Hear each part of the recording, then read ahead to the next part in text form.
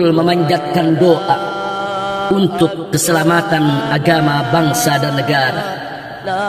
Ya Allah, malam ini kami mengadu dan berkeluh kesah tentang nasib agama, bangsa dan negara di negeri kami Indonesia tercinta. Kezaliman dan ketidakadilan merajalela. Ya Allah, para pengeritik penguasa di penjara, para penista Allah dan Rasulnya bebas bicara.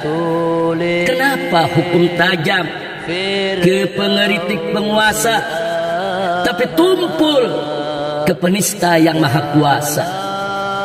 Saat ditanya kepada rezim penguasa, kenapa ini dipenjara dan itu tak diperiksa, mereka enteng menjawab, suka-suka kita.